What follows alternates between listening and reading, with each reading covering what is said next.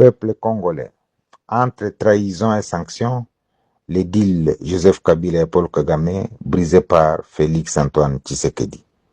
De l'ombre de Joseph Kabila à la clarté de Félix Tshisekedi. L'histoire récente de la République démocratique du Congo ressemble à un théâtre d'ombre où le sang du peuple congolais a servi d'encre aux accords secrets.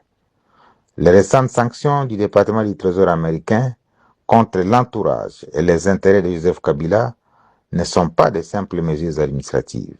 Elles sont le reflet d'une vérité longtemps étouffée par le cynisme diplomatique. Voici le paradoxe d'une trahison. 3 épisodes révélateurs.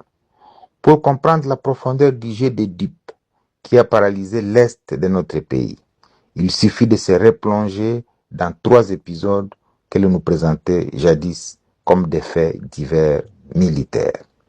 Premier épisode, l'exfiltration de Laurent Nkunda en 2009. En janvier 2009, alors que Laurent Nkunda opérait entre Bunagana et Masisi, nous apprenions avec surprise son arrestation au Rwanda. Et le prix de cette livraison, c'était le lancement de l'opération Umoja Wetu, autorisant l'entrée de l'armée rwandaise sur notre sol sous prétexte de traquer les FDLR. Une opération éclair d'un mois, soit du 25 janvier au 25 février 2009, qui rétrospectivement ressemble davantage à une consolidation d'influence étrangère qu'à une mission de sécurisation.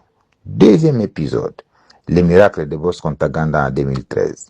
Comment un seigneur de guerre, traqué à Rutshuru, a-t-il pu traverser tout le territoire rwandais pour se retrouver le 18 mars 2013 à l'ambassade des États-Unis à Kigali, sans être intercepté par l'un des services de renseignement supposés les plus stricts de la région?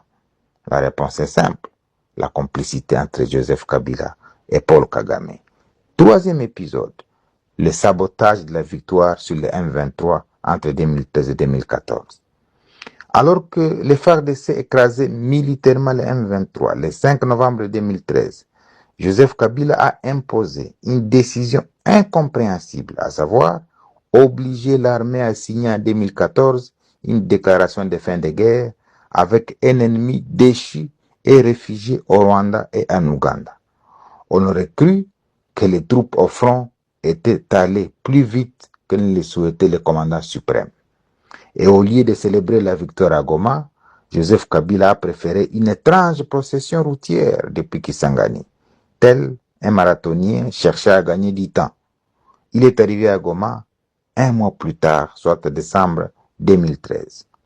Aujourd'hui, cette mise en scène apparaît clairement comme une stratégie visant à camoufler l'éclatante victoire des FARDC pour ne pas froisser les parrains de la rébellion. Alors, le temps de la vérité. Aujourd'hui, la jonction avérée entre Joseph Kabila et le M23 n'est plus une théorie du complot, mais une réalité géopolitique que les sanctions américaines viennent valider. Ces sanctions ne sont pas prises en une semaine, elles reposent sur des preuves documentées et solides, blanchiment des capitaux, circuit de financement, corruption systémique, affaiblissement de l'armée, déstabilisation sécuritaire, etc. Pendant que nous plairions nos morts par millions, des accords de coulisses entre Joseph Kabila et Paul Kagame sacrifiaient notre souveraineté sur l'autel d'intérêts privés. Il aura fallu l'avènement de Félix Antoine Tshisekedi pour que ces verrous sautent et que les masques tombent. Alors, un appel à la conscience nationale. Dieu ne dort pas et l'histoire est un juge implacable. À ceux qui, par calcul ou par naïveté, participent encore à cette machine infernale visant à sauver les intérêts de l'agresseur, ravisez-vous. Souvenez-vous du destin de Jonas Savimbi.